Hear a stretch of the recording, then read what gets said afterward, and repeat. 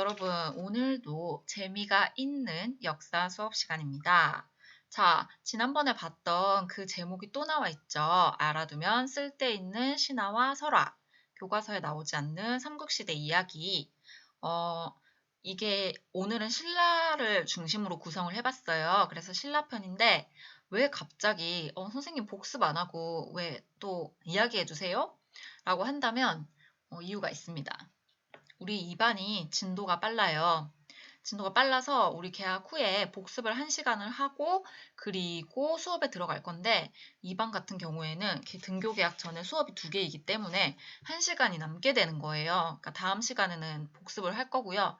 이번 시간은 1시간이 남으니까 어떻게 하면 좋을까 선생님이 생각을 하다가 지난번에 그래도 많은 친구들이 재미있다고 이야기를 해줬으니 또 다른 지루한 공부를 하느니 삼국시대 이야기를 한 번 더 함으로써 우리 교과서와 연결되는 지점을 찾아보자.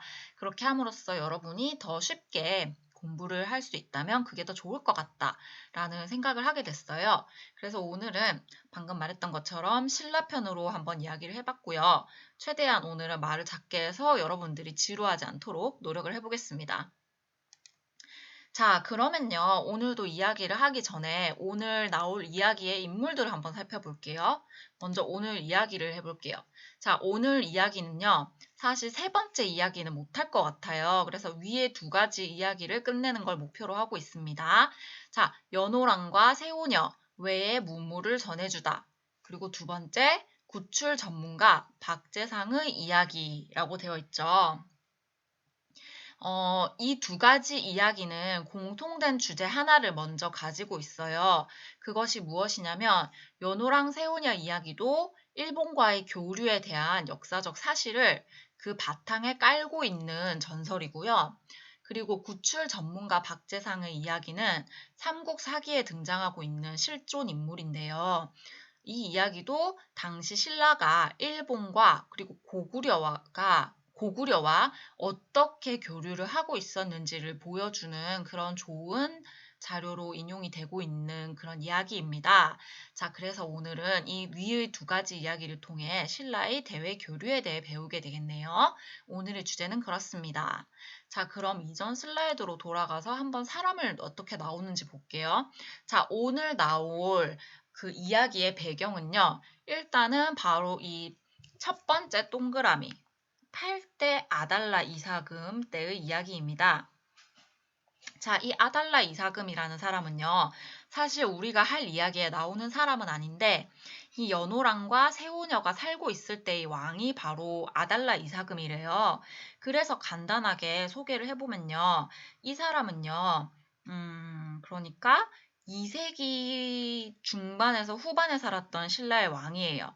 자, 신라의 2세기라고 생각해보면 신라 2세기 때 어떤 나라였어요?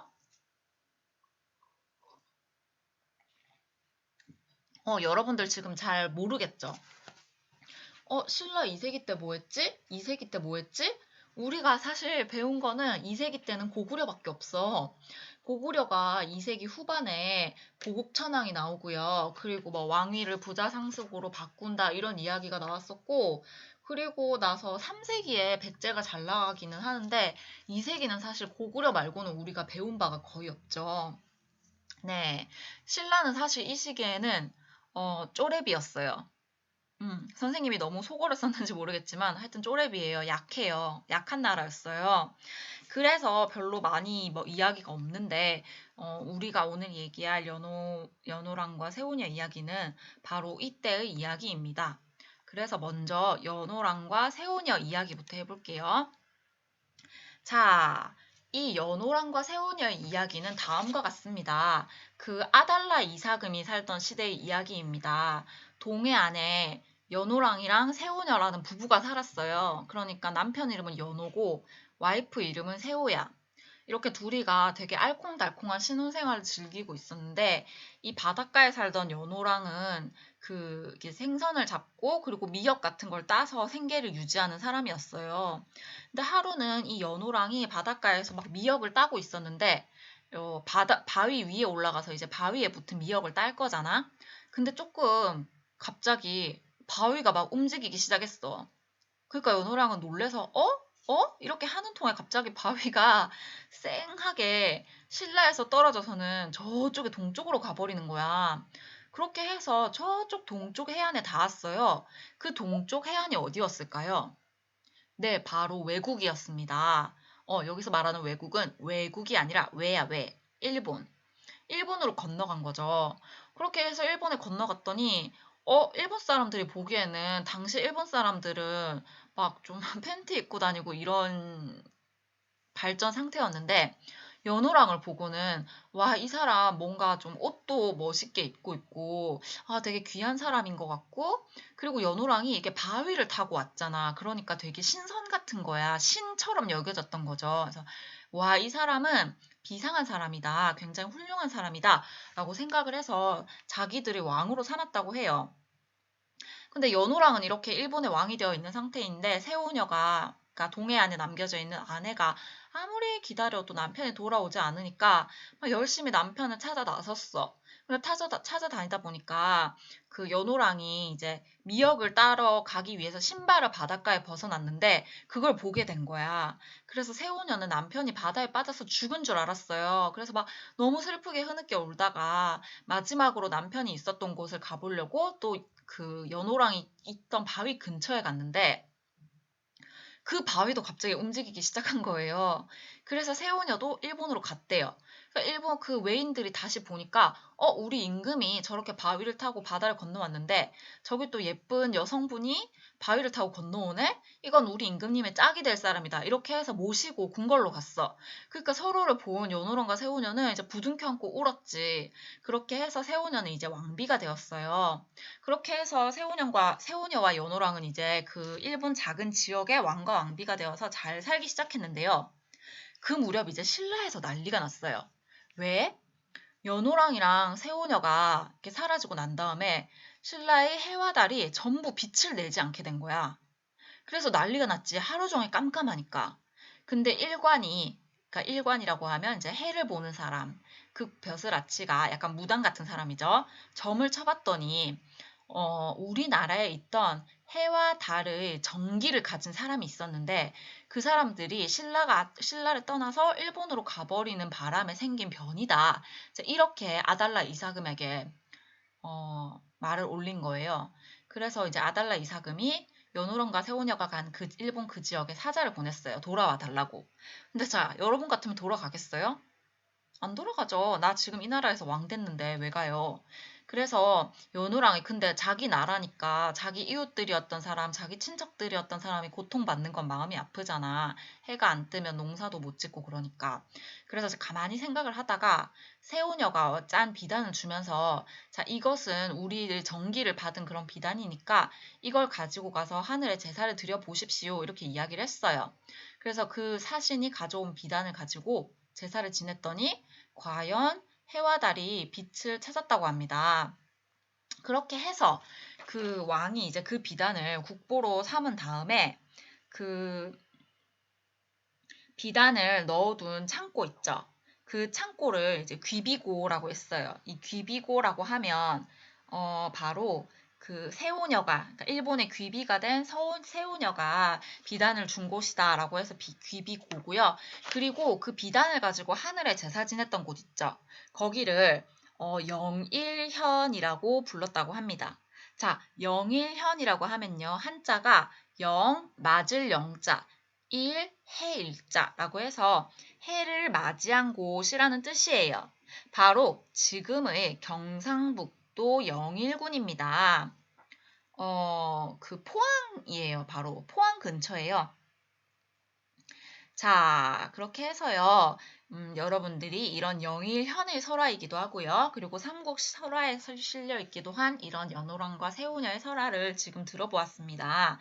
자, 근데 웃긴 것이 아니라 신기한 것은 비슷한 설화가 일본에도 남아있다고 해요. 일본 서기의 천일창 설화에 따르면 이 천일창이란 사람도 그 신라의 왕자였는데 일본에 와서 일본의 왕이 되었고 해와 달이 이제 일본으로 왔다. 뭐 이런 신화가 남아있는 걸로 봐서 아마 이 시기에 일본과 신라가 틀림없이 교류를 했고 그렇게 교류하는 과정에서 이런 설화가 생겨났을 것이다 라고 우리가 추측을 하고 있습니다. 네, 이런 식으로 문물을 전해준 것을 이제 뭐 태양과 빛 같은 그런 아름다운 그런 신성한 것을 전해준 이런 것으로 윤색되어서 지금 현재의 설화에 남아있는 것이지요. 자, 여러분 어때요? 신라와魏의 기원전 2세기부터의 그런 대외 교류에 대해서 알아봤습니다. 이야기가 어떤가요? 재미있었나요? 자, 그럼 다음 이야기를 한번 해볼게요. 이건 또 다른 이야기입니다. 바로 구출 전문가 박재상의 이야기. 자, 다시 앞 슬라이드로 돌아가 볼게요. 자, 이런 박재상은 언제 사람이냐면요. 바로 실성마립간, 눌지마립간, 주로 눌지마립간 때 활약을 했던 사람입니다. 자, 그런데 눌지마립간, 실성마립간, 여러분 이렇게 보세요. 자, 이렇게 보면요. 세로선은 부자나 조손 간에 이어진 관계인데 가로선은 형제한테 물려졌거나 아니면 기타 인척 간의 승계라고 되어 있죠. 뇌물마립간부터 볼게요. 여러분, 우리 뇌물마립간은 여러분이 기억을 이름은 들어본 적 있어요 하고 기억을 할 수 있어야 해요. 뭘 했는지는 기억을 못 하더라도. 왜냐하면요. 뇌물마립간은 굉장히 중요한 신라의 왕이거든요. 우리가 언제 배웠냐면 삼국 신라와 가야의 성장을 배울 때요. 4세기 후반 뇌물왕이 진안 지역을 대부분 차지해서 영토를 확대를 했고 그리고 마립간이라는 왕호를 사용해서 왕권을 강화한 바로 그 중요한 왕입니다. 뇌물 마립간.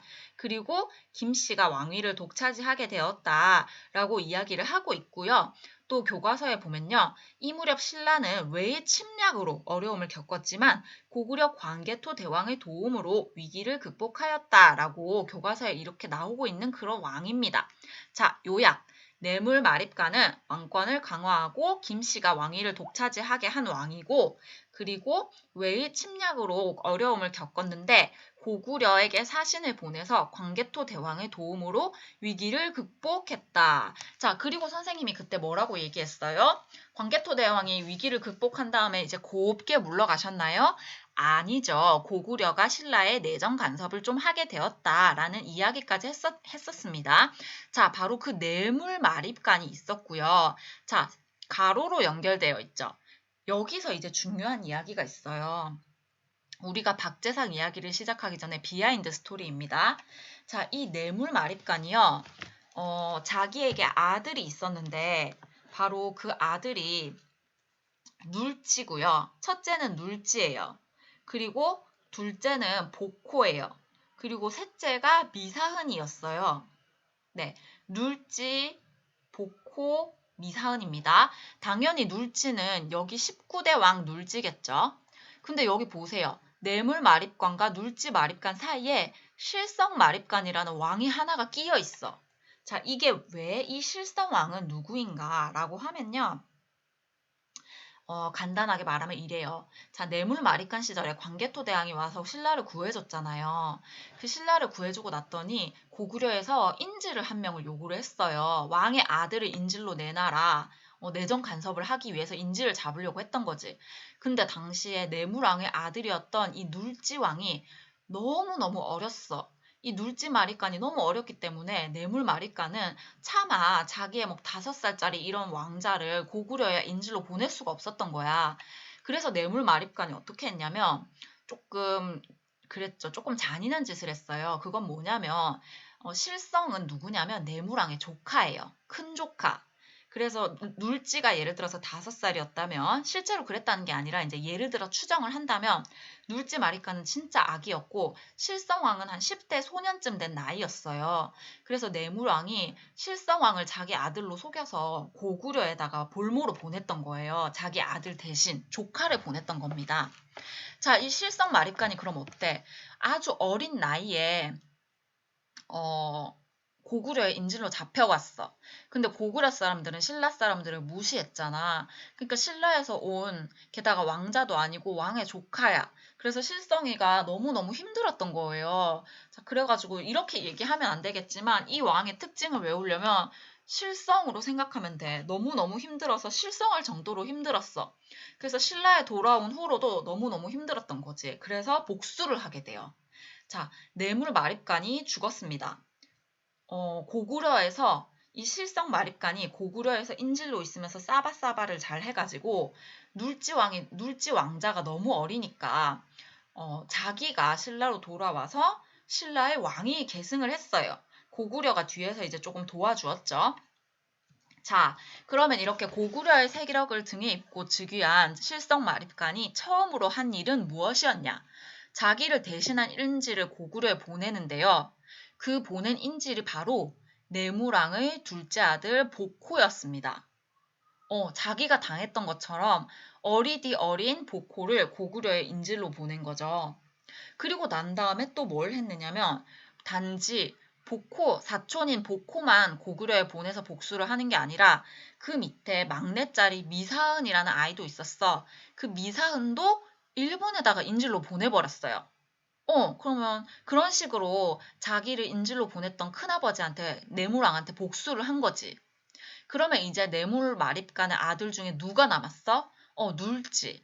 실성이도 자기가 아직 아들이 없고 왕위 후계자가 없는 상태에서 유일한 신라의 왕위 계승 자격을 가지고 있는 큰 사촌, 동생, 눌지 마립간이 될 눌지를 인질로 보낼 수는 없는 거야. 얘는 왕위 계승을 해야 되니까. 물론 실성이가 아이를 낳는다면 자기 아들에게 왕위를 물려주려고 했겠지만 그렇게 되지 못했어요. 실성 마리카는 복수를 한 후에 뭐 이렇게 조금 있다가 죽었습니다. 그렇게 죽고 난 다음에 이제 눌지 왕이 왕위에 올랐죠. 내물왕의 큰아들인 눌지 마립간이 왕위에 즉위를 했습니다. 바로 여기서부터 시작되는 이야기입니다. 자, 구출 전문가 박재상의 이야기가 그럼 어떻게 되는지 보겠습니다. 자, 이 박재상이라는 사람은 누구냐면요. 바로 그 옛날에 왕위 계승을 했던 그 박씨 왕가 있죠. 그 왕가의 사람이에요. 그러니까 이 사람도 넓게 보면 왕가의 친척이었던 거죠. 당시 김씨들이 왕위에 올라도 왕비는 박씨나 석씨가 이제 돌아가면서 내고 있었기 때문에 결국 이 사람도 먼 왕의 친척입니다. 자, 그런데 왕하고 그러니까 눌지 왕과 친했어요. 눌지 왕이 이제 왕위에 올랐어요. 그렇게 해서 이제 자기 사촌 실성형이 고구려에 보낸 동생 복호랑 일본에 보낸 동생 미사은을 너무너무 데려오고 싶은 거야. 형제를 보고 싶었어. 그래가지고 막 고민을 하고 있었는데 자, 이 박재상이 똑똑하잖아요. 그 박재상이 딱 들어보고는 이제 이야기를 한 거야. 전하, 제가 능력이 없지만 전하께서 그렇게 고민을 하신다면 내가 있는 힘껏 꾀를 내어서 두 왕자님을 모셔오겠습니다. 자, 그렇게 맹세를 한 후에 먼저 고구려에 갔어. 자, 고구려에 가가지고 이제 이땐 장수왕이 살고 있을 때지. 고구려에 들어가서 장수왕에게 말을 했어. 지금 죄송한데 이웃 나라에서 서로를 사귈 때는 볼모를 교환할 게 아니라 신으로서 서로를 믿어야 할 게 아니겠는가. 우리 임금님이 지금 자기 동생이 인질로 고구려에 자기 동생을 보낸 지 10년이 넘어서 너무너무 동생을 그리워하고 있다. 만약에 대왕께서 우리 왕의 동생을 돌려주신다면 정말 정말 은혜로 막 신라 사람들이 다 칭송을 할 것이다. 이제 이렇게 좋게 얘기를 했어. 장수왕도 머리가 좋은 사람이니까 그리고 당시 고구려가 장수왕 때 제일 잘 나갈 때잖아요. 걱정이 없어요. 신라는 아직 잽이 못 돼. 그러니까 장수왕이 그냥 너그럽게 마음을 써서 그래 네 말이 옳다라고 하고 복호를 돌려보내줬어요. 그래서 박재상이 이렇게 협상을 잘 해가지고 복호를 데리고 신라로 돌아옵니다. 자 이렇게 해서 왔더니 눌지 마리간이 너무너무 기뻐하면서 이제 동생과 함께 그동안 이제 못했던 이야기도 하고 이렇게 정을 나눴어요. 그리고 박재상에게도 크게 칭찬을 해줬어요. 그렇게 해서 이제 축하연을 가지는데 축하 파티를 하다가 갑자기 이렇게 왕이 술을 들다가 갑자기 눈물이 또 주르르르 흘리는 거야. 사람들이 너무 놀래서 아니 이 좋은 날 왜 우십니까? 이렇게 이야기를 하니까 눌지 왕이 또 하는 말이 내가 두 동생을 너무너무 사랑해가지고 내 두 동생을 오른팔 왼팔처럼 생각을 하는데 지금 보코는 돌아와서 내 팔 한 짝이 돌아온 것 같지만 외에 있는 막내 동생 미사은이 정말 얘는 어려웠는데 아직 돌아오지 못해서 너무 슬프다. 막 이렇게 얘기하면서 또 우는 거야. 그래서 분위기가 약간 싸해지려는데 구출 전문가 박재상이 또 나섰어. 아, 그럼 걱정하지 마십시오. 내가 나이가 좀 들었지만 이미 한번 임금님의 명령을 모셨는데 그 명령을 계속 따르겠다. 그런데 고구려는 대국인데다가 지금 고구려를 다스리는 왕 역시 어진 사람이라서 내가 말로만 해서 이렇게 보코 왕자님을 잘 데려왔는데요. 그 일본 사람들은 말로 깨우칠 수가 없는 자들입니다. 그러니 제가 그럴듯한 꾀를 써가지고 왕자님을 돌아오게 할 건데 그렇게 하려면 제가요 외국에 가서 그 작자들에게 그놈들에게 내가 신라를 배신하고 도망쳐 왔다라고 거짓으로 이야기를 한 후에 깨를 쓸 것입니다. 그래도 괜찮겠습니까? 라고 물었더니 눌지왕이 무엇이든 좋으니 알아서 잘 해달라고 부탁을 했어요. 손을 꼭 잡고. 그래서 이제 박재상이 그 얘기를 듣고 바로 또 말을 달려가지고 포고에 가서 일본으로 가는 배를 탔어. 그래가지고 일본으로 갔죠. 그래서 일본으로 가가지고 바로 일본 왕의 앞에 딱 가서 이야기를 하는 거야. 내가 신라에서 높은 공을 세웠는데도 신라 왕이 나에게 자꾸 무리한 명령만 시키고 공을 막 쳐주지도 않았다. 그래서 내가 너무 신라 왕이 괘씸해서 일본으로 지금 도망을 쳐왔다. 이제 이렇게 이야기를 했어요. 근데 일본 사람들도 바보는 아니잖아. 그래서 일본 왕이 처음에 막 의심을 했다. 근데 의심을 했는데 이때 백제 사람 하나가 백제와 일본이 또 친했잖아요. 백제 사람이 일본에 들어와가지고 야 신라가 고구려랑 같이 니네 나라를 침범하려고 지금 되게 열심히 수쓰고 있다? 이렇게 거짓말을 해준 거야. 그래가지고 이제 고구려가 군사를 보내서 이제 신라 근처를 이렇게 봤더니 진짜 고구려가 와가지고 외의 그런 병사들을 다 잡아간 거야. 그러니까 이 외 왕이 백제 사람의 말을 진짜로 믿었어. 근데 이 백제 사람이 또 그런 말을 해준 거야. 야, 보니까요, 신라 왕이 이 박재상이란 사람의 가족들을 다 가뒀던데요, 옥에? 이러면서 진짜 박재상 이 사람이 신라 사람들이랑 트러블이 있었나 봐요. 이렇게 백제 사람이 속아가지고 일본 왕한테 그대로 이야기를 해줘버린 거야. 그래서 이제 일본 왕은 박재상을 믿게 됐어요. 그렇게 해서 이제 그 박재상이요. 그 후로는 일본 왕한테 잘 보이려고 맨날 이제 미사은 왕자를 데리고 같이 물고기나 오리 같은 걸 잡아가지고 좋은 게 있으면 외왕한테 다 갖다 바치는 거야. 그러면서 미사은한테도 시켜가지고 우리 형이 나를 이렇게 버려두고 있어서 나는 이제 신라로 안 돌아갈 거다. 나는 일본에서 살고 싶다. 이런 이야기를 하게 만들었어. 그러니까 외왕이 이제 미사은이랑 박재상을 완전히 믿고서 그리고 맨날 사냥해서 자기한테 좋은 걸 갖다 주니까 그냥 맨날 감시병을 이제 없앤 거예요. 둘이 알아서 바닷가 가서 막 물고기도 잡고 이렇게 하게 내버려 뒀어. 그래서 이제 박재상이 드디어 기회가 왔다라고 하면서 미사한한테 몰래 얘기를 했어. 자, 일본 왕이 이제 우리를 믿고 있다. 그런데 배를 이렇게 타고 신라까지 가는데 시간이 걸리니까 한 사람만 돌아갈 수 있다, 둘 중에. 왕자님이 돌아가시고 나는 남아서 시간을 끌겠다. 이렇게 이야기를 한 거야. 자기는 안 돌아가겠다고. 그래서 미사은이 막 울었어. 내가 이제 장군을 아버님처럼 생각을 하는데 어떻게 나만 돌아갈 수 있겠냐. 절대 그렇게 못한다. 이러니까 박재상이 막 달랬어요. 우리 둘이 함께 떠난다면 절대 계획을 못 이루게 한다. 왕자님이라도 가셔야 된다.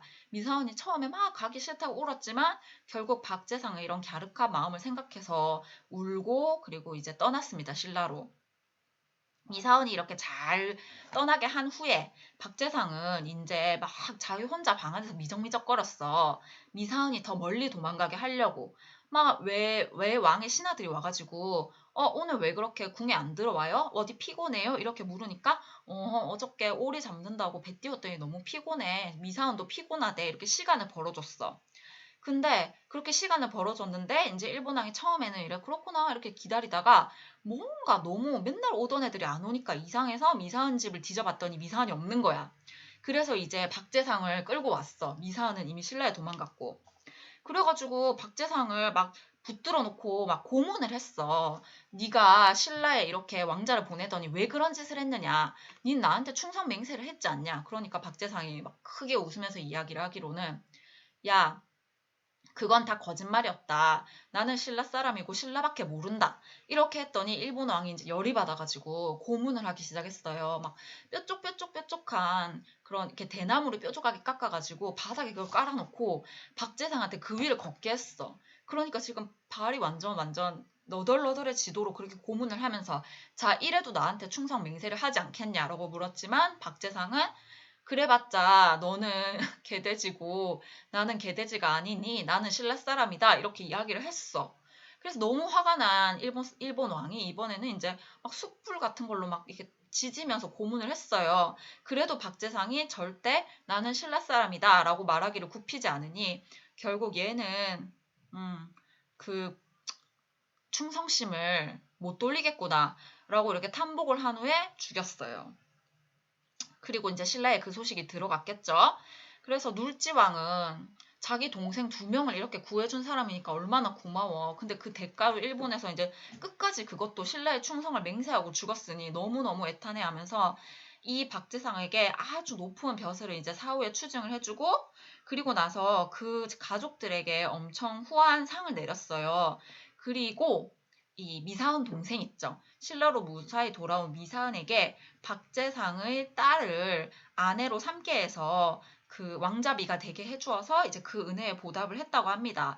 그리고 이 박재상의 집들을 모두 잘 치하를 해줬어요.